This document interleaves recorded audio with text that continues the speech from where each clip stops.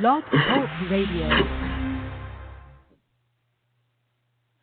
All praises. We are back just like that. All praises to the God, to the Elohim, Abram, Isaac, Jacob. All praises. Make sure that this microphone's on. All praises.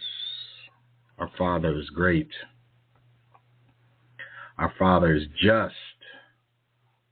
Our Father is the Most High. Our Father is the Judge. Hear ye, hear ye. Our Father cometh. All rise, for our Father cometh. He sits a just Elohim. And a lot of people can't take it. They're struggling. They don't want to be in this court system. I mean, the court system, we have been under this sorcery to believe that everything that we know, the Gentiles have come up with that. They were so great and so mighty and so worthy that they were gods that they created everything. Turns out that's all a farce, and the courts that they have set up has been a bastardized one of unjust, as we discussed last week in terms of the horsemen. So now we can see this court being ushered in. We can see this now. And it's interesting, it's, where'd it go? Hold on. It has come down to this. This is what it has come, this is what it has all come down to. Ye who have drunk the strained wine, drink you also of its dregs. Okay, let's say that again. Ye who have drunk the strained wine, drink you also of its dregs. Now, we're going to get into that here in a second. Let's do this first, just so that we can get that understanding. What is straining wine? What is straining wine? Fining is the process of removing impurities from the wine, while filtering is the process of removing sediment from the wine. Both of these processes can be done at home, blah, blah, blah, and they will make your wine taste better. Yes, when it comes to filtration, there are a few different methods that you can use, blah, blah, blah. Nevertheless, the process of removing impurities from the wine, straining, okay? So let's see something. Where is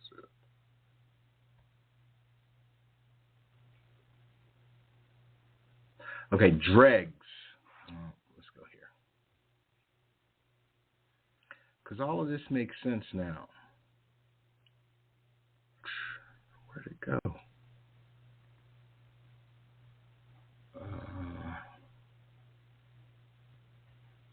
This is strained.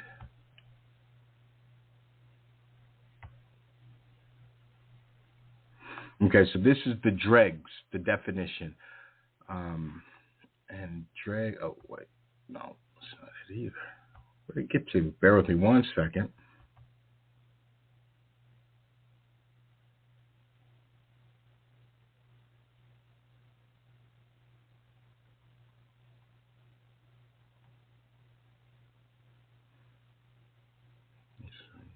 I know I had it up.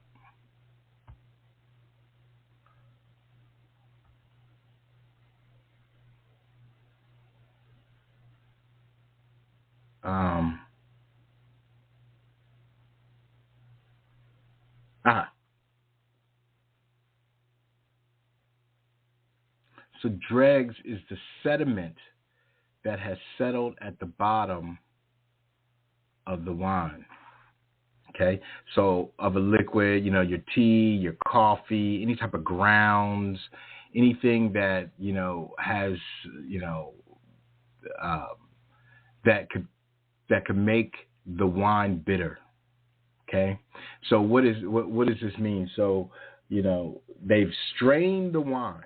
They've taken the and in this case, we have to understand that it's the bastardization of it. So it's not it's the converse of the good, of the righteous, because we have been in an anti-righteous world, and they use antichrist, whatever that is of no consequence.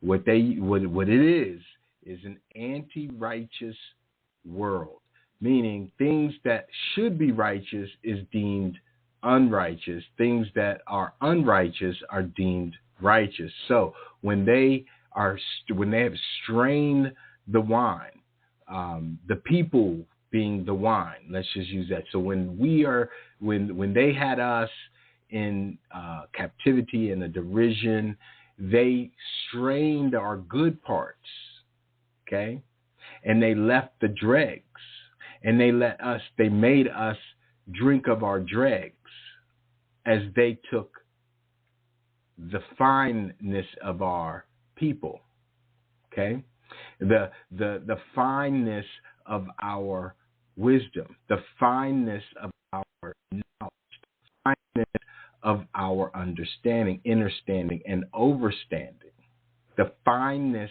our creativity, our intuition. They took that and left us the dregs and said, drink. They took all of the pig and left us the innards and said, eat. So everything that they had given us up to this point, up to 7 years ago, has been the dregs. And we were forced to eat it or drink it or drink thereof. We were forced to partake in the dregs of society, the sediment, the wasted part. What is it? And this is the dregs definition from the KJV: waste or worthless matter, dross, sweepings, refuge. Hence the most vile and despicable part of men as the dregs of society. So we have been dealing from a unrighteous or an anti-righteous dregs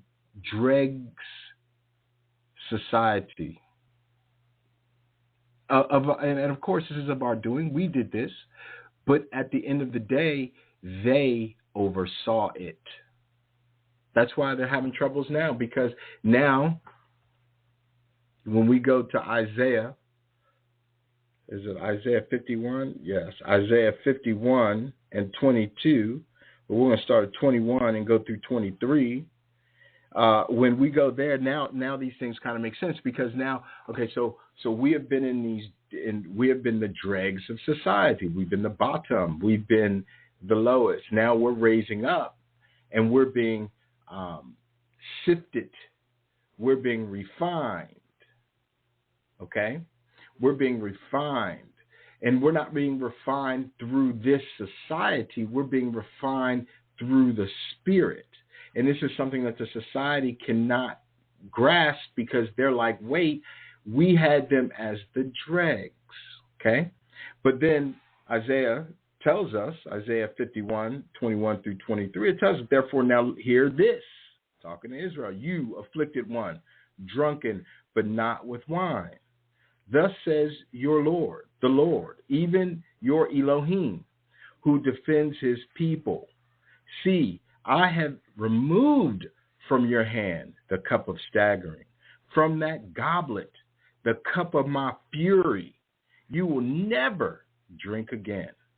I will place it in the hands of your tormentors, who told you, lie down, so we can walk over you, so that you made your back the ground like a street to be traversed. So that cup of dregs is now being told to them to drink. This is why they got that look on their face. This is why you got Trudeau looking like he got problems. You got that cat out of Macron looking like he got problems. You got Biden looking like he got problems. You got every one of these heathens, leaders, looking like they got problems. I'm telling you what, I was having a conversation at work, and, you know, in my zeal in my zeal of this walk, in my initial zeal in the truth, I had I have passed certain understanding, and the Father humbled me today so that I can see this and slow down. I was not, and I was aware, but I just paid no attention because I ain't got time for that. That there are still people today that believe that a plane hit the Twin Towers, that a plane could bring down the Twin Towers. And I'm having this conversation today, and I'm going, and you know, the Father stopped me from going all in because it's not necessary. It was really a conversation set up for me to understand where, you know, the time, the dial, where the dial is, you know, that, hey, you're talking common sense where you know that there's no way that a plane could hit the towers or a skyscraper and it fall to the ground, because they have plane insurance. They have earthquake insurance. They build these buildings so that does not occur. And they insure it greatly. So for something like that to happen, where not one, not two, but 3 buildings to fall is almost unbelievable if we didn't see it for our own selves. But at the same time of seeing that, we have to realize that there's a lot of people out here who fundamentally don't even have that understanding. Like, that's a basic understanding for the truth. It's like, you know, I got into this. I wanted to know the truth. I did not have time to sit back and listen to people pontificate and tell me their truth. I didn't have time. I heard it all my life. I was tired of it. And so as I started this truth, I was more, I had reached a point where I was so excited to learn the Bible, so excited to learn the basic instructions before leaving Earth, to gain understanding of this word, because I found me in it. I found me in it. I never found me in nothing else, but all of a sudden I found me in this, and I was excited, and I went all in. And the people around me were like, why are you going all in? You don't even know what you're talking about. What are you talking about? This is not true. You ain't nothing but a nigga and a thief. You are a dreg. And I'm going, but no, I'm not. And they're going, yes, you are. And I'm going, no, I'm not. And then all hell's breaking loose in the world. Then the black Hebrew Israelites get on TV and start browbeating these young heathen kids, and everybody upset. Then monkeys come out of nowhere talking about that these Negroes, something, I don't remember, that Bama, whoever it was. But nevertheless, you got people coming out against us when all we were doing was telling the truth. And we're going to get into that in a moment, because that's the key. That's the key. In order to stop drinking the dregs, we have to drink the truth. We have to the truth. We have to be in the righteousness of the Father, because all this entire world has done is bring forth an anti-unrighteous world at our expense, at the Negro's expense. Throw out the Israelite for a second. At the Negro's expense, it has been nothing but a dire strait against us. And now I'm looking at their TV shows, and I really don't look at their TV shows, but I'm looking at their TV show, and it's, what is it, Master Chef. It, in its name, already is offensive to me. However, I took the moment to just look at it, and I'm watching the pride and the egotism in it.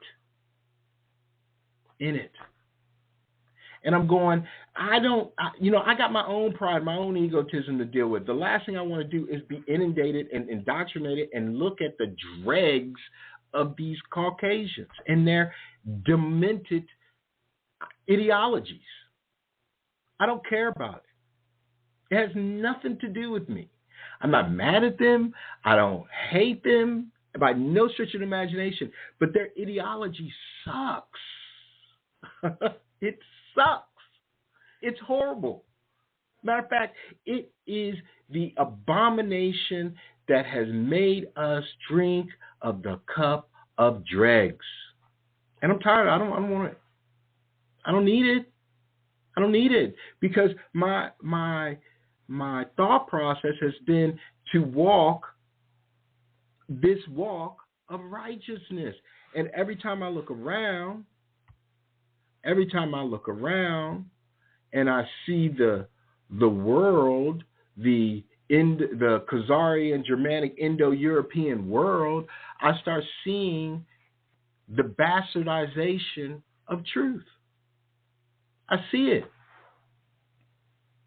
You got Shiva or Vishnu, you got Buddha, and you got Muhammad. And it's so interesting to me, none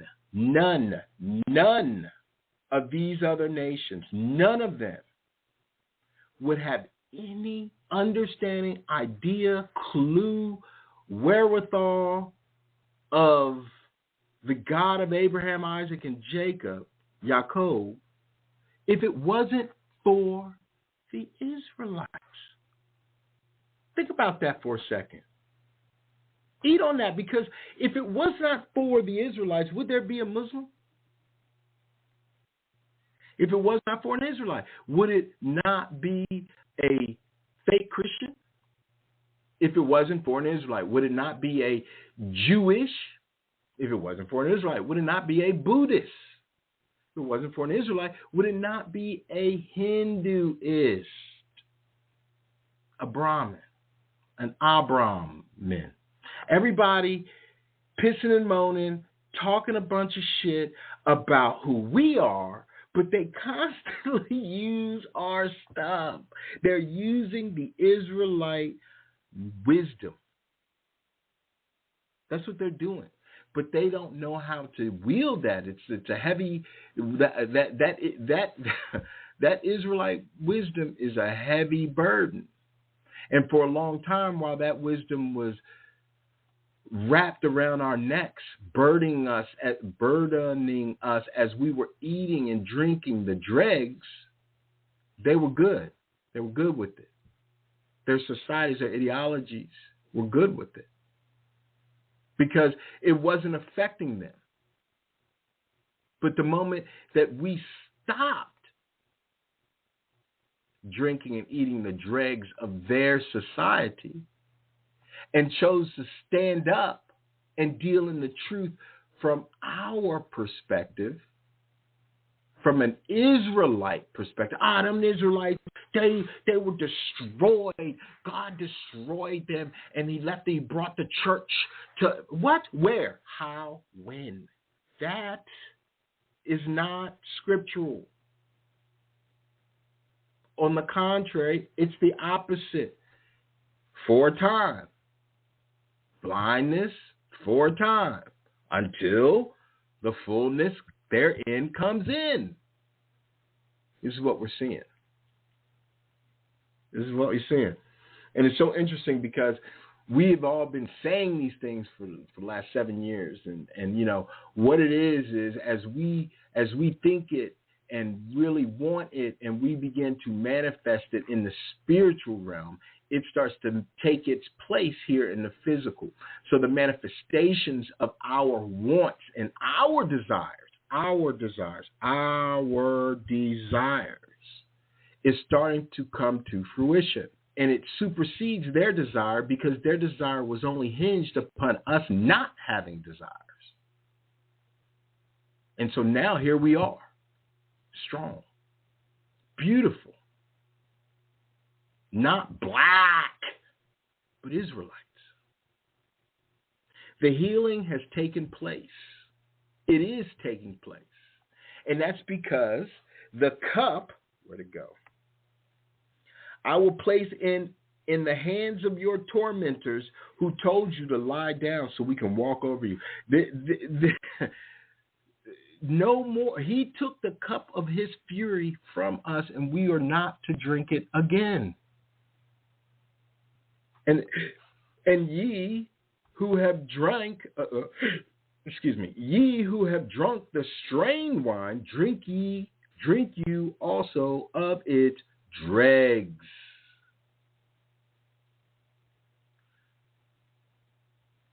See, I have removed from your hand the cup of staggering, from that goblet, the cup of my fury. You will never drink again. So who's he talking to over here yonder?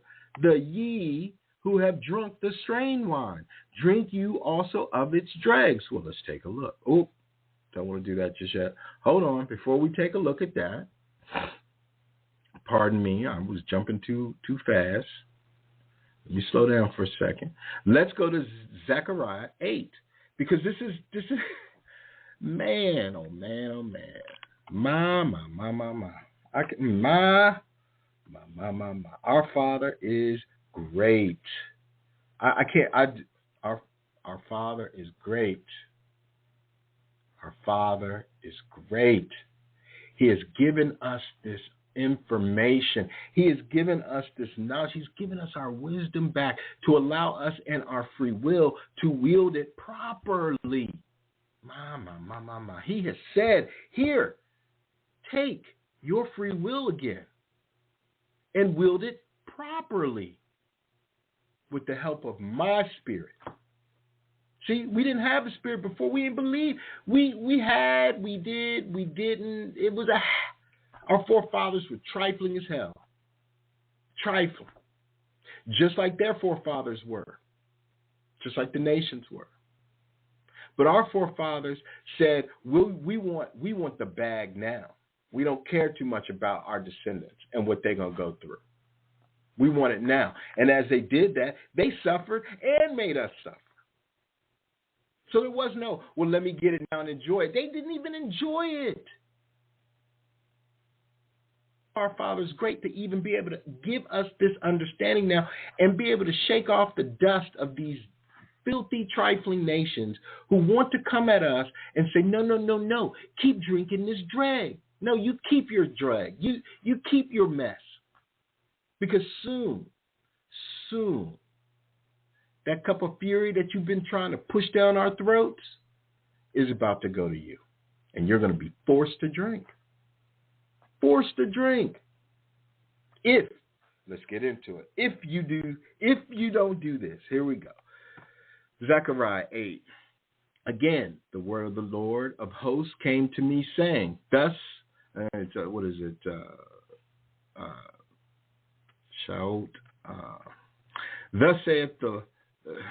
saith the Elohim, I was jealous for Zion with great jealousy, and I was jealous for her with great fury.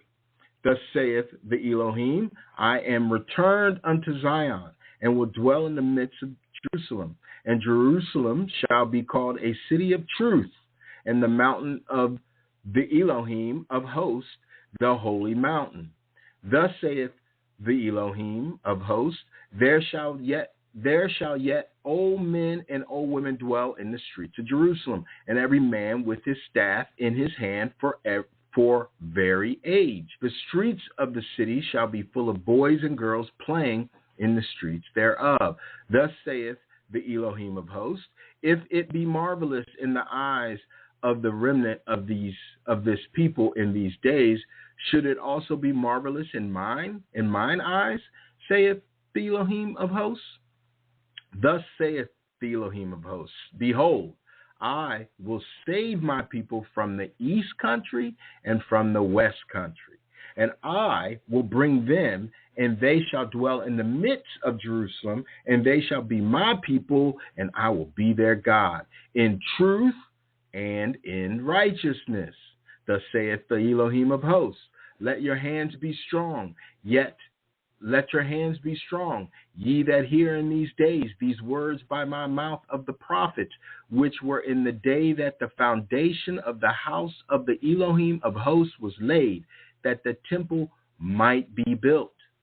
For behold, these days there was no hire for man, nor any hire for beast, neither was there any peace to him that went out or came in because of the affliction. For I set all men, every one, against his neighbor. But now I will not be unto the residue of this people as in the former days, saith the Elohim of hosts. For the seed shall be prosperous, the vine shall give her fruit, and the ground shall give her increase, and the heavens shall give their due. And I will cause the remnant of this people to possess all these things. And it shall come to pass that as ye were cursed, and it shall come to pass that as ye were a curse among the heathen, O house of Judah, and O house of Israel. Wait a minute, let's time out. Wait a minute, I thought everything was Judah. Everything was Judah. Everything was Judah. Everything was Judah. Whoop, whoop. No. O house of Judah and O house of Israel. This is our house. This is how the temple's built. You can't sit around. The whole earth can't be Judah and nobody be Israel. You cannot build a temple with just Judah. You can't. That's not scriptural. So everybody running around trying to be Judah. Nobody want to be Israel. It's just like Bob Marley said, everybody want to go to heaven, nobody want to die. This is the Gentile way. They want us to be confused. So when we wake up, they say, well, whoa, everybody's Judah. So we go to a Jewish person and say, well, how do you know what tribe are you? Well, I'm Judah. Huh? Oh, I'm Levi. I'm Levi and Judah. Why is that? The kings and the priests? Oh, I see. That's what is going on. Everybody want to be a king. Everybody want to be a priest. Nobody want to be Israel. Okay? I digress and I went off on a tangent. But anyway, so will I save you, and ye shall be a blessing. Fear not, but let your hands be strong. Here we go. This is the time. He's separating us. He's bringing us together. He's separating us. He's bringing us together. He's saying, fear not. This is not about fear. This is why when everybody, those cats that got jabbered up, I don't know, cats did what they felt they needed to do, whether it was out of fear or out of fear. I don't know. It could be fear that they did it. I believe it is. I mean, at the end of the day, that's how it was presented, so that's how it was received. Fear. You got to take this. You got to take this. But he's telling us in these days, these calamities that come, fear not. I mean, if you want to be who you want to be who you want to be, but fear not. Go where you need to go. Go how you are to be, but fear not. Now, of course, that don't mean you got to, go doing wickedness. But when you are in a righteous spirit, fear not. This is why they don't want their truth. This is why they went against CRT a couple years ago. They knew they were like, yo, these niggas is about to wake up. They already know that they Israel. When they wake up and they start talking about this truth, talking about our history, and they start explaining that grandmama and grandpa and pappy and daddy did this it's gonna be hell. We got to do something. And they were like, yo, only thing we can do is just say that it's a lie. They were like, that's not gonna be good enough. It's just not gonna work. We got to do something. Okay, well, we're gonna say it's critical race theory, a theory. We're gonna say it's all a theory. Because then it's their word against our word. They were all like, yeah, okay, that sounds good. That sounds plausible. It gives us plausible deniability. And everybody's like, oh, well, okay. But it's just not working. It's not working. It's just not working because nobody likes these people. Their own nations, the nations on the nation, nations don't even like each other. That's why he said he put every man against his brother. You know, they've been against each other for eons. We've been against each other, but we've been at the bottom, so our against each other was of no consequence. To them being against each other was a consequence. That's when they had the wars. They would go out and kill each other. You know, they do their thing, kill, steal, destroy, and then at the end, whoever to the spoils went the victors. And not everybody on the other side lost. I mean, Japan got paid. The Ishis got paid. The Indians who just got in the land in 48 got paid. The Egyptians got paid. The Moroccans got paid. The Libyans got paid. I mean, the Lebanon got paid. Iran got paid. France got paid. Germany. I mean, on and on and on. Everybody got paid except for who? Israel. The Israelites. Because, I mean, shoot, those fake Israelites, the cats got stupid paid. They picked it up. Matter of fact, I don't know how nobody can, matter of fact, I don't know how people can talk to me with a straight face talking about after reading the scriptures. Like, don't come at me talking madness. So, those people are they're the people. I tell you that.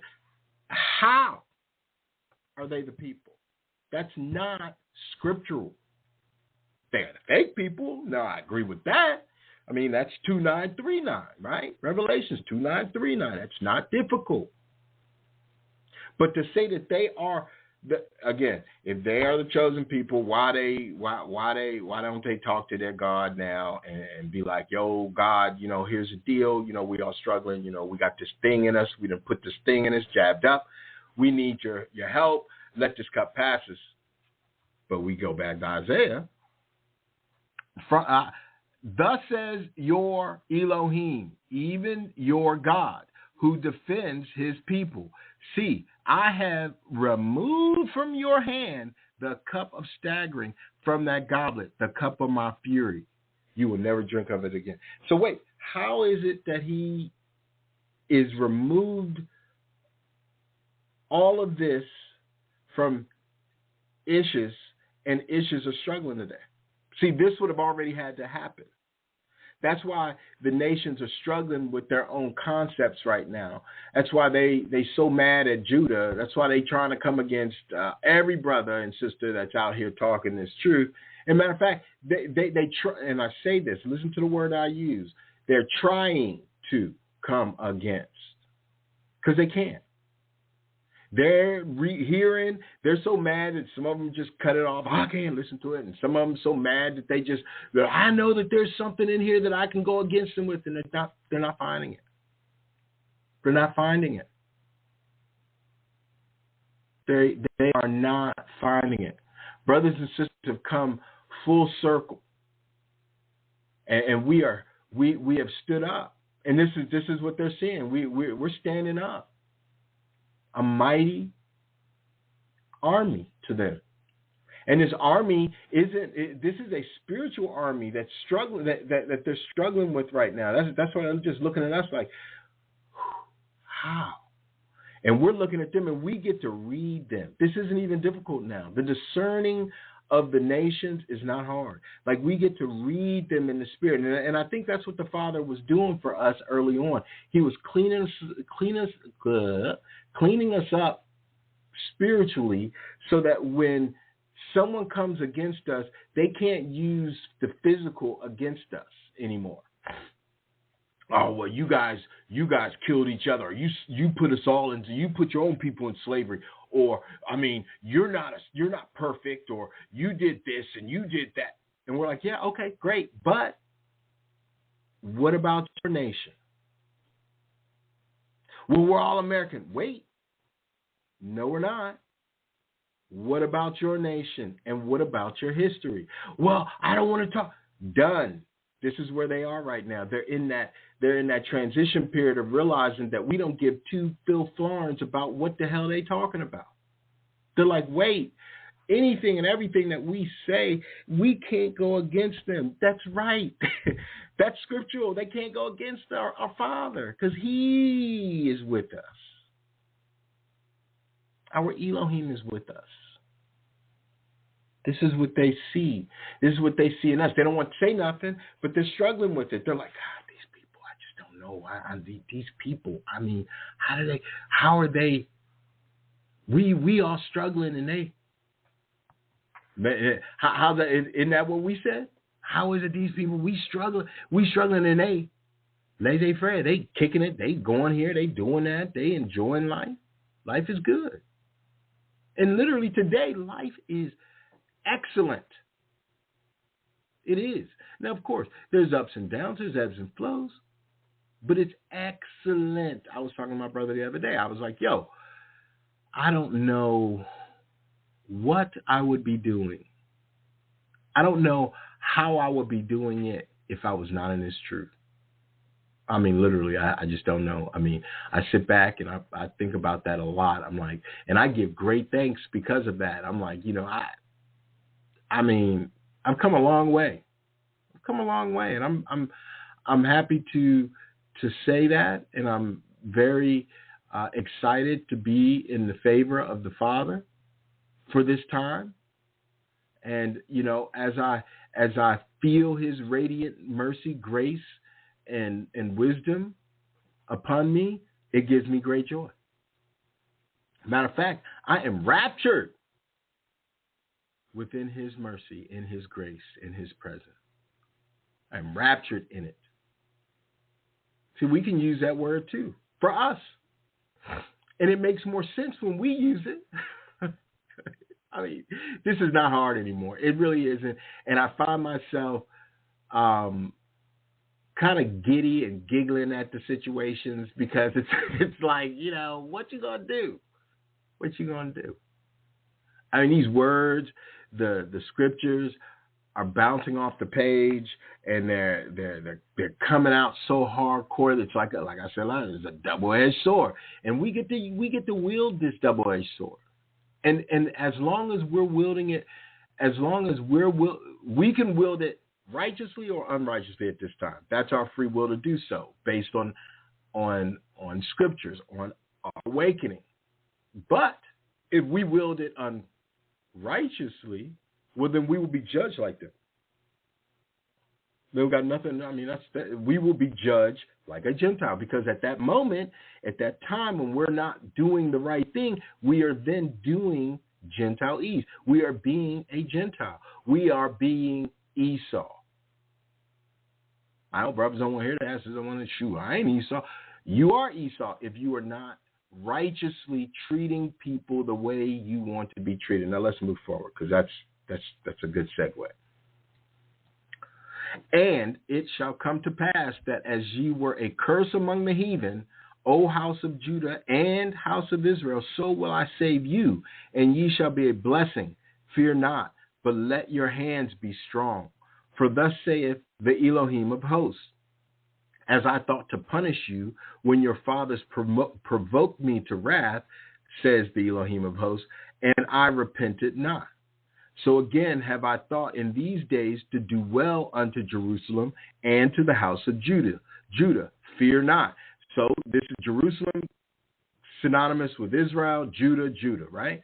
Jerusalem and to the house of Judah. Fear ye not.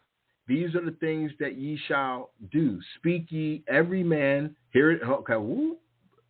Hold on. Here it goes.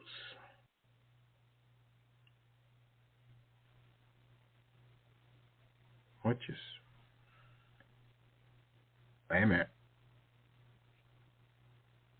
Oh no. I was like, what happened? It went back a chapter. Hold on.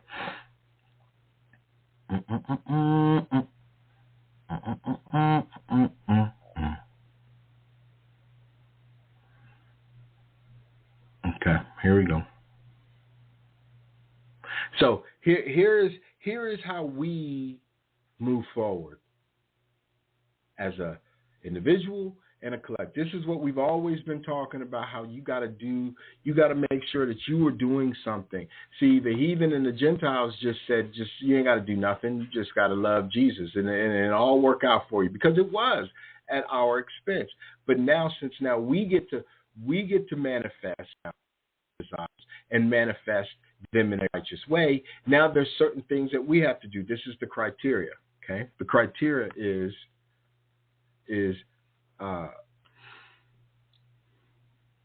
these are the things that ye shall do. Speak ye every man the truth to his neighbor. Execute the judgment of truth and peace in your gates. And let none of you imagine evil in your hearts against his neighbor. And love no false oath. Work. Let's rewind that. And let none of you imagine evil in your hearts against his neighbor. And love no false oath. For all these are things that I hate, saith our Elohim. Now, if we take a look at that false oath, this is what this heathen Gentile society has been built on, false oaths. It has told us that you need to be an oath seeker.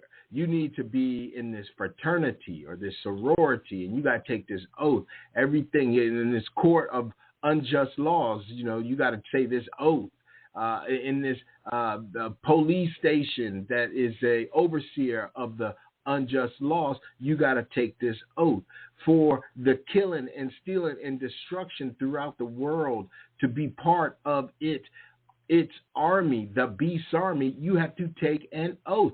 To be in leadership, everything that you do to have success in this world, there has to be an oath taken. I will venture to say, if we just use dollars and cents, I will venture to say, since I'm working in this field, but I will venture to say that if you're making over 200, you're taking an oath. I think that's a fair assessment. But nevertheless, this is the oath he's telling you not to do. And love no false oath. For all when you go to church, you go to these churches, you take an oath. The bread and the wine, it's an oath. There's 66, that's an oath. Their belief in their preachers, that's an oath. Matter of fact, let's get it. I just want to get it before we go any further, because we got some time. A solemn promise, often invoking a divine witness regarding one's future action or behavior.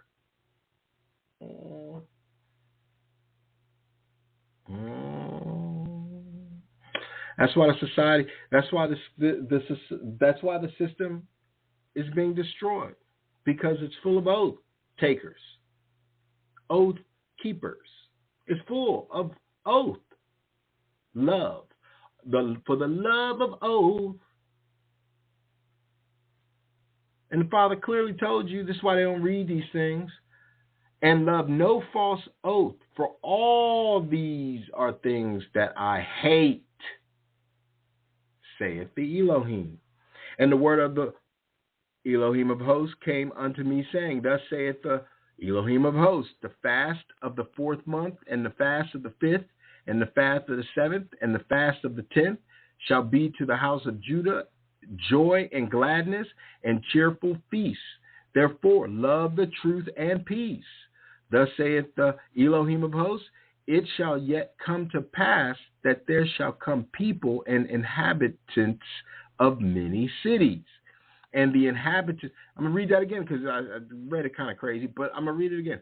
Thus saith the Elohim of hosts, it shall yet come to pass that there shall come people and the inhabitants of many cities. And the inhabitants of one city shall go to another, saying, let us go speedily to pray before the Elohim and seek the Elohim of hosts. I will go also. Yea, many people and strong nations shall come to seek the Elohim of hosts in Jerusalem and to pray before the Elohim.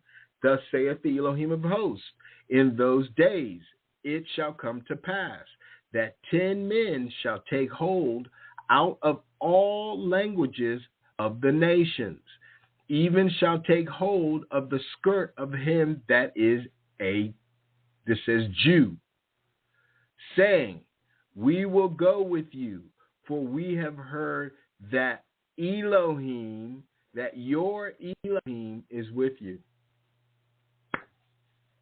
Voila. This is where we come into. Don't you see it? It's a setup. The Father has set them up. He's going to break their pride. He's going to break their yoke. And they're going to be stuck either drinking the cup of his wrath or cleaving. And we ain't got to do nothing and say, you go out and you do this. No, they're going to come to us. But he said above, he said that we have to love our neighbor. So, and basically, we got to get ourselves cleaned up in love and show more love to his creation. So when he sends these other nations to us that he chose, when he sends them to us, then we're prepared for them. We can prepare a way for them. I mean, that's just, there's our light. Boom. That's it. That's it. Because the rest of them are going to feel this. The rest of them are going to feel this. And this is black, white, Puerto Rican, Haitian, blue, green, yellow, red, orange, whatever color. If you are of the nations, this is what you're going to feel. Second fast, revelations as to the coming judgment on the heathen. This is Second Baruch. You know, I love this joint. Second Baruch, the book of the Apocalypse of Baruch, the son of Neriah. Now, and I'm going to give credit where credit's due. Brother Judah read this, but and when he did, I was like, "Holy Toledo, this is it. This is where we've come." Because I would always go to in Second Baruch. I would go to here. Let me get to it. The coming judgment, the woe, the 12 woes. This is where the 12 woes are. Okay. And that's 26 to 30. Brother Judah was reading 13. Okay, so 26 to 30. That's the 12 woes that are to come upon the earth, the Messiah and the temporary messianic kingdom. So let's just read the 12 woes and just see where we at. Let's just see where we at again, since brother, Levi, he liked to talk about, the apocalypse of Abraham. We talking, Brother Jude talking about the apocalypse of Peter and Paul. Let's just talk about the apocalypse of Baruch over here, the 12 woes, right quick. Woe, like woe, right? Like straight up woe. So, and he answered and said unto me, into 12 parts, let me just go back. And I answered and said, will that tribulation which is to be continue a long time, and will that necessity embrace many years? And he answered and said unto me, into 12 parts is that time divided, and each one of them is reserved for that which is appointed for it. In the first part there shall be the beginning of commotions, confusion, commotion, whatever. And in the second part there shall be slayings of the great ones. Okay, I mean, we've seen all this so far. It sounds like our system that we're living in. And in the third part, the fall of many by death. Okay, I mean, batting 1,000 so far, And in the fourth part, the sending of the sword. That's all this stuff has already happened. And in the fifth part, famine and the withholding of rain. Okay, so we got some famine and some drought. That's true. All that's happened. And in the sixth part, earthquakes and terrors. Eight, wanting. So let's do this, because lacking in a certain required or necessary quality. Wanting. Okay, so in the eighth, wanting. The ninth, and in the eighth, I'm sorry, I said that backwards. And in the sixth part, earthquakes and terrors. Wanting. And in that's the seventh. The seventh part is wanting. And in the eighth part, or lacking thereof. And in the eighth part, a multitude of specters and attacks of the Shadim. Are we not seeing that? Are we, they go, oh, it's aliens, it's aliens. And I asked a question the other day, because, I get these things sent to me and stuff. Hey, look at this. And I'm going, why is it that everything alien is always grainy? How come it can't be clear? I mean, shoot, we got 4K, we got double J, we got high res, high def, everything. And all of a sudden, when it comes to the aliens, we get SD, straight up standard. We don't even get standard. We get the 1976 channel resolution. The first season of Gilligan Island. I mean, it's like, come on. What is this? So my point of that is that everything seems like it's some sort of spirit movement. So we got Attack of the Specters and the attacks to the Shadim, okay? And in the ninth part, the fall of fire. Has this not been wildfires, and it could still be more, I'm sure. And in the 10th part, rapine and much oppression. I mean, there has been much oppression and rapine. Let's get it, rapine, because I'm not going, what the hell? What's he talking about? Rapine. Violent, and I've done this before, the violent seizure of someone's property.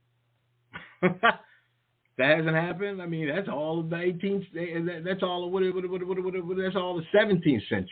I mean, 18th century. That's right. 18th and 17th, right? What is it? The 19th century too, right? All that. You know what they did? The violent seizure of someone's property. Violent seizure. Give it to me. It's mine. Off with this head. You niggas ain't nothing. You Indian niggas, kill them. Y'all got to be moved over here. We're going to take your property. And they did it. We're going to flood this whole town and take that property. We're going to take his wife. We're going to take his son. We're going to take his daughter. Property. Violent seizure. That hasn't happened. And in the 11th part, wickedness and unchastity. You don't see this? These people half naked running around. They've got the jangs running around out. They want to show their mess. They think that everything is about them and their vanity. They don't care. That's what's going on, unchastity. And in the 12th part, confusion from the mingling together of all those. Boom, that's where we're at. We're now in the 12th woe. All of that is happening now. That's why I read it again, because it's fitting. All of this stuff, all from the first woe to the 11th woe, is all happening now. So what is the 12th woe? And in the 12th part, confusion from the mingling together of all those things aforesaid. I'll read the rest because it's important. For these parts, this is 14, for these parts of that time are reserved and shall be mingled one with another and minister one to another. For some shall leave out some of their own and receive in its stead from others, and some complete their own and that of others, so that those may not understand who are upon the earth in those days, that this is the consummation of the times.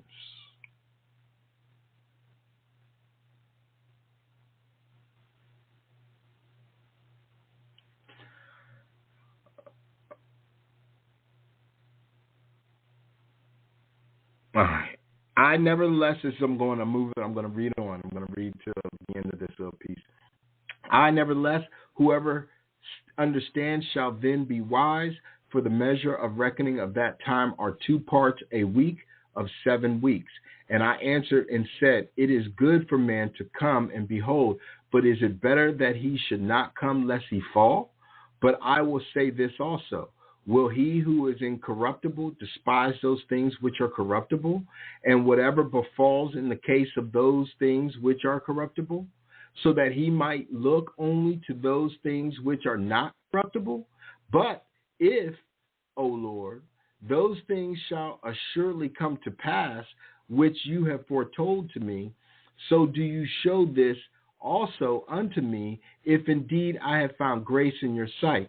Is it in one place, or is it one of the parts of the earth that those things are come to pass?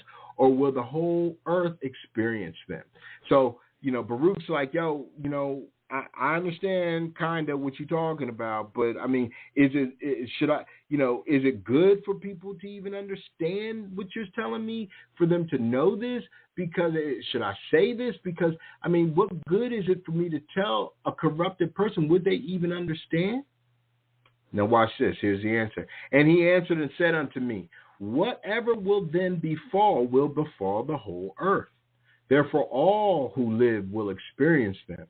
For at that time I will protect only those who are found in those same days in this land. See, wait a minute, time out.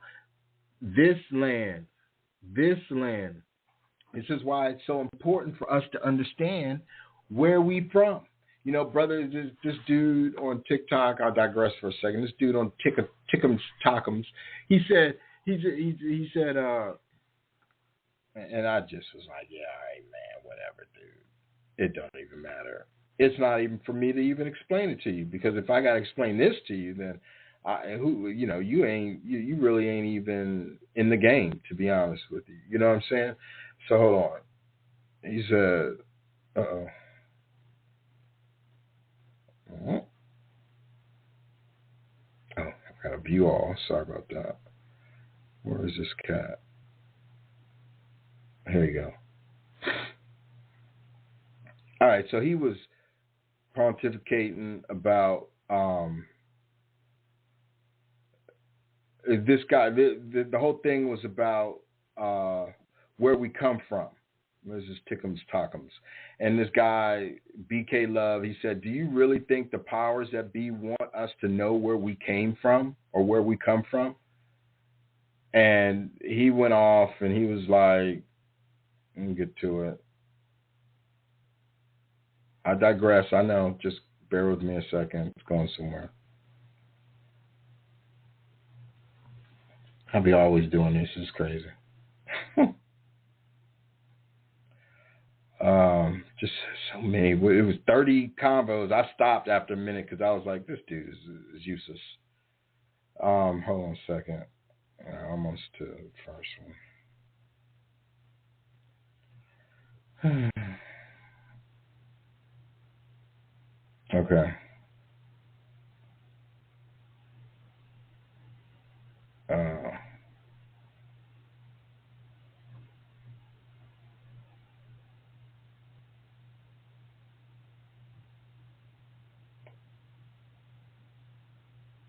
He was talking about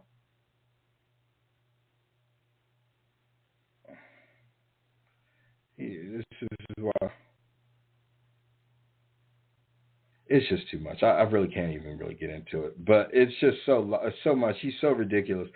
First of all, he's talking about money. Without money, you're no one. With money, you run shit. Ask a Rothschild. They control what you can and can't do.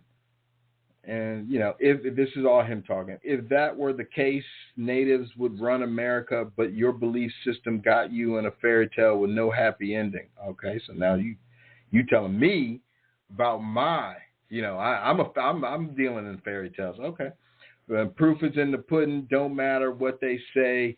Evidence is out and been out. Only thing that would change is where you from. That's it. I thought that was the whole point. If wait a minute.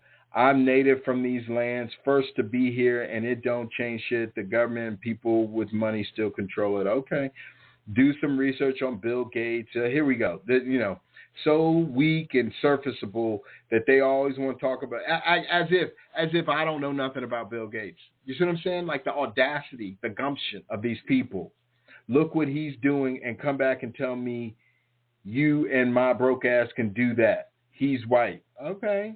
Laugh my ass off. They got money. Well, I'm they, and I don't get money like you think. $400 a year if I'm lucky, because I'll ask them about reparations.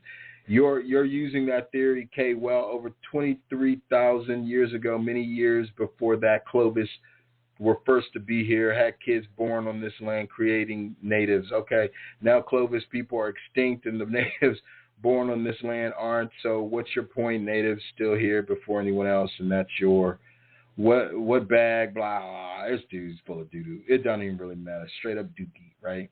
Straight up dookie. Because all I said was, hey, let me ask you, do you get or have you received reparations? The answer is yes. He gets $400, so he says, a year. That's more than I get, nigga. So, I mean, you a Bama if you think that you're going to sit here and try to question my intellect. But anyway, I digress. I digress. Because all that was to say was that in those self-same days in this land, and it shall come to pass when all is accomplished that was to come to pass in those parts. Let me back up. I read that little excerpt because these are the people who proclaim to be Native Americans today. They are Native Americans, and they okay with the way things are, but this their land. This their land. But they're okay with everything. They just want money and shit, as he says. That's what they want. They just want this money. And I'm thinking to myself, well, if this was my land, wouldn't I want it all? I don't want their paper money. I want my land. I want the resources, and I want the truth of it. And it's funny because the only people that are saying that are these Negroes.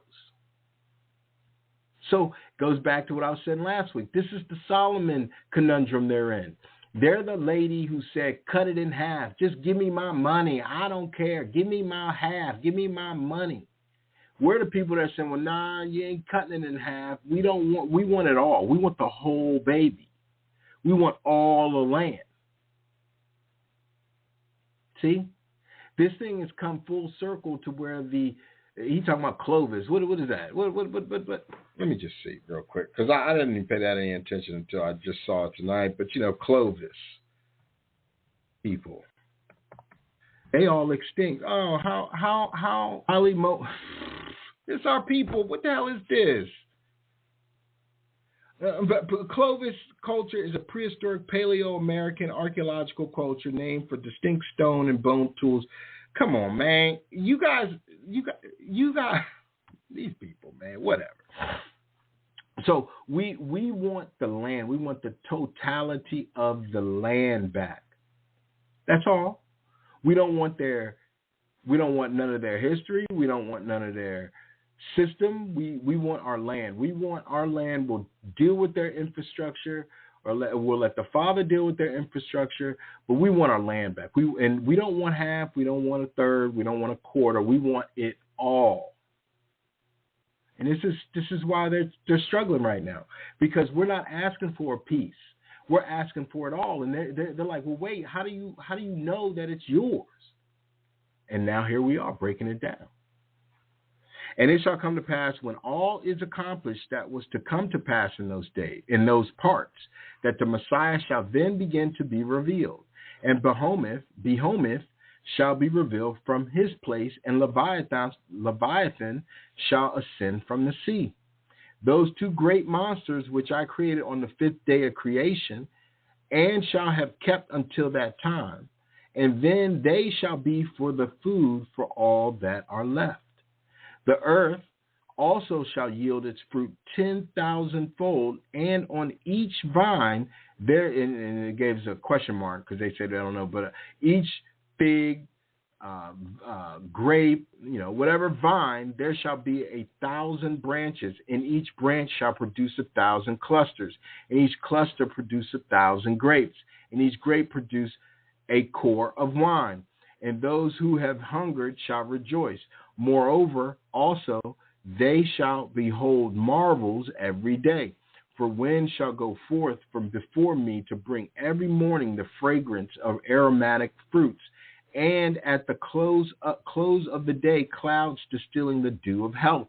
And it shall come to pass at that self-same time that the treasury of manna shall again descend from on high, and they will eat of it those years, because these are they who have come to the consummation of time.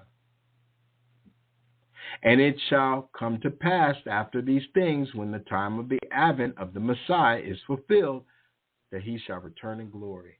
Hallelujah, right there. Woo! Hallelujah. These fools don't know what they read. These fools don't know what they got themselves into. They don't. They're so soft. They're so weak. They're so timid. They're so hateful. They're so dumb that they do not recognize the consummation of time. They just don't. It's sad. It really is. It's really sad. But anyway, so be it. So sad, unlucky. You're just gonna have to take these hands. That's all. That's all I keep getting out of it. The Father saying, "Yo, they're gonna take these hands like y'all took these hands. That's it. That's it. Like there's nothing more, nothing less. Take these hands, fool, and be prepared to throw hands, because the Gentiles think they're gonna be." The Gentiles think they're gonna be throwing hands. See, we at least were like, "Yo, Father, we're gonna take these hands and we just gonna take them. I mean, there's nothing we could do. You beating us down. We sorry. Can we get out of this sooner? No. Take these hands, niggas." And we did. But the Gentiles are gonna be like, "Yo, we ain't gonna take these hands. We're gonna go out here and we're gonna fight." And the Father's gonna be like, "Yo, wait a minute." And it's gonna be on. It's going to be on like Donkey Kong. It's going to be on and popping. All right, so we get back to this. Because you have, second fast, this is 13. Second fast, revelation as to the coming judgment on the heathen. And this is before the 12 woes. This is like we just did the entirety. We did the conclusion, the completion of the matter, talking about the 12 woes. Well, this is the time we're in now when we're talking to them and trying to get them to understand that these woes is about to come on them. These blows is about to come on them. Second fast, revelation as to the coming judgment on the heathens. And when I had said these things, I fasted 7 days. And it came to pass after these things that I, Baruch, was standing upon Mount Zion, and lo, a voice came from the height and said unto me, "Stand upon your feet, Baruch, and hear the word of the Almighty Elohim. Because you have been astonished at what has befallen Zion, you shall therefore be assuredly preserved to the consummation of the times, that you may be for a testimony, so that if ever those prosperous cities say, why has the mighty God brought upon us this retribution? Say you to them, you and those like you, who shall have seen this evil, this is the evil and retribution which is coming upon you and upon your people in its destined time, that the nations may be thoroughly smitten. And then they shall be in anguish. And if they say at that time, for how long? You will say to them, ye who have drunk the strained wine, drink you also of its dregs. The judgment of the lofty one who has no respect of persons. On this account he hath aforetime no mercy. He had aforetime no mercy on his own sons, but afflicted them as his enemies, because they sinned. Then therefore were they chastened, that they might be sanctified. But now you peoples and nations, you are guilty, because you have always trodden down the earth and used the creation unrighteously. For I have always benefited you, and you have always been ungrateful for the beneficence. I mean, I don't see where they ain't gonna catch these blows. I don't see where they can't get away from it. And this is 14 through 19. This is just the header. The righteousness of the righteous has profited neither them nor their city. Elohim's judgment are incomprehensible. The world was made for the righteous, yet they pass and the world remains.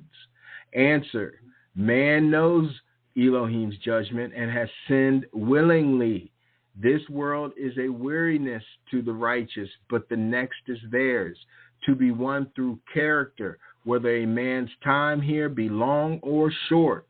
The final weal or woe, the supreme question. This, I would just tell people to just read this. I mean, this is Second Brew. I got this online, and it's in my pseudepigrapha. But this is just a great overall understanding of the consummation of this time that we're in. And this is the problem that a lot of the heathens and the Gentiles are having, because they don't understand how we're gaining this wisdom without them. And as a matter of fact, we never get wisdom from them. We always had to gain it on our own. And now when we have separated ourselves from them spiritually, completely, they do not have a clue.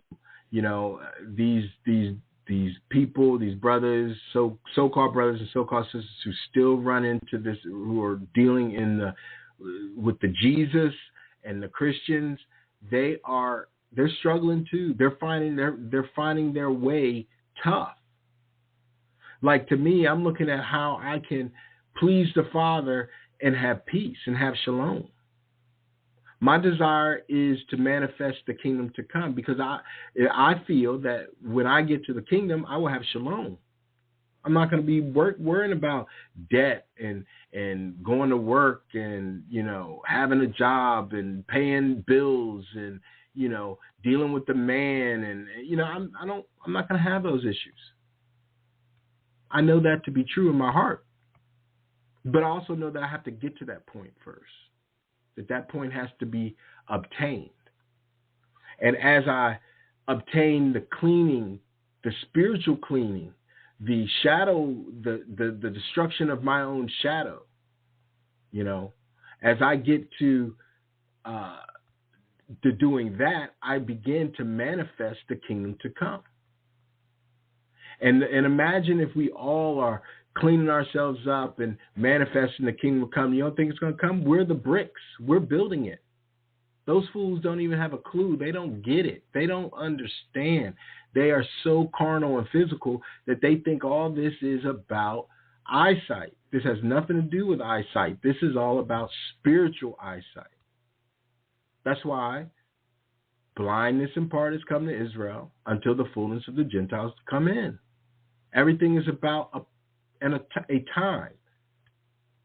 So if we're blind, and then if we were blind until their fulfillment has come in, which is their wrath, right? If we're blind while they're seeing, and they're seeing, and in their sight they have been unrighteous. Shoot, when we can see and we're being righteous, that means that we are the kingdom to come. That's what Baruch was saying. I mean, our kingdom is next. We got next. That's why all of it, at the end of the day, none of it and all of it matters. The only thing that matters is our spiritual awakening. All of this and none of this matters. But all that matters is our spiritual awakeness. We have been cast down and naked spiritually. Now we got our spirit back, and we're clothed. We're cleaning up and we're clothing ourselves. We're washing ourselves, and we're getting ourselves prepared for the wedding to meet our bride. I mean, and this is Brother Yaquab said, you know, which was very profound. He said, you know, I mean, the bride is getting herself prepared. right? I mean, a bride prepares herself. It's a perfect day. Everything perfect. Waiting on the groom. So when we get ready, we got to do the same thing. You know, any woman that has been a bride knows that it is her day. Everything's right. One thing is out of sorts. And that's what we got to get ourselves right. Not one thing can be out of sort. I mean, this is why everything for us is looking up. I mean, literally looking up. Our Father is taking care of us, and He's testing us at the same time. That's why the Gentiles. That's why they can't see us right now. They're blind to us. That's why we're able to do what we're doing. Yeah, the technology, the algorithms are flagging our conversations and all that, but they can't see it. This is what was happening to us with these computers is the algorithms that they put into place to keep us from knowing who we are, to slow down our awakening. But it really hasn't slowed down our awakening. It's actually sped it up. Whereas what's happening with them is they're unable to see us. They can't even see this. They may get a wild hair. Somebody say, "Hey, did you hear what these black people are saying? They're talking about them being Israel." And they're like, "Israel? What?" And then somebody says something about Baruch, and they're going to go read Baruch. Then somebody says something about, the many books. They go read. They start talking about the many books. You know, this is what we're seeing. We're seeing how we are setting the tone, and we're setting the tone righteously. You know, we're not. You know, I'll say this: I'm not into the righteous vengeance. I already know. The Father's going to take care of His business. I got nothing to do with Him taking care of His business, and His business is righteous vengeance. That's His business. I got no time. Well, He don't need me. He don't need me to fight that, to throw them hands. He don't need me. He good by himself. You know, I mean, because the Gentiles ain't Buster Douglas. You know, going up against Tyson. Shoot, they ain't even Evander Holyfield. Who they that white dude that what's his name? The big white dude that got beat up. Tyson beat up. I can't remember his name, but that's who they are. They about to catch these hands. They walking in all prideful, and they think they know everything, and they think they know how to fight, and they ain't gonna win. They, matter of fact, it's gonna be like a 30-second knockout. It's gonna be over, just like that. Just like that. And hey, they're going to have no one to blame but themselves, because here we are. We're saying, hey, clean yourself up.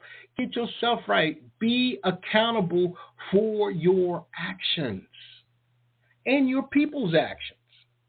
Don't act like, oh, well, I don't have to be accountable for that. That ain't nothing to do with it. Yes, you do. Don't try to act like, don't create a religion called the Muslims, the Islams, talking about you don't have to be accountable for generations. Yeah, you do, Ishmael. Yes, you do, son. Yeah, you will. You can think because you were granted a peace because Abraham liked you, loved you, that the Father shined on you to give you. But you got some payment to. You got to pay too. You got something to pay for too, son. Don't sleep. You beat up the Israelites and the Hamites at the same time. You were cutting off Jangs because you got problems. Just as degenerate and debaucherous as the heathen Europeans. So y'all all about to go down. And don't be tripping either, Vishnu, because you're going to pay. Because you over there caste systeming our people. You treating them like dogs. You got them living in squalor. So you going to pay, Dan, you too, Buddha. You going to pay too. Everybody about to pay, but nobody going to have that money to pay. They ain't going to be ready. They're going to be like, yo, what are you talking about? Yeah, nigga, you going to pay. And then we're going to see who the real niggas are, the niggers are, the ignorant ones are. Then we're going to see. We're going to see. When all the ignorance and all the nonsense is said and done, we're going to see who the real ignorant, degenerate people are. Oh, and I ain't tripping. Oh, yeah, you Lees over there, you Ishes over there, y'all going to pay the hardest. Y'all going to pay the hardest. Matter of fact, I think Obadiah said it best. Y'all going to be destroyed, completely taken out. Straight up, straight down. And this is where we at right now. We in the new beginning of the Aquarius New Kingdom age. The Old Kingdom, the Piscean Old Kingdom, was the Gentile age, the age of the Gentile. It's over, Gentiles. This is now the age of Israel, the kingdom to come.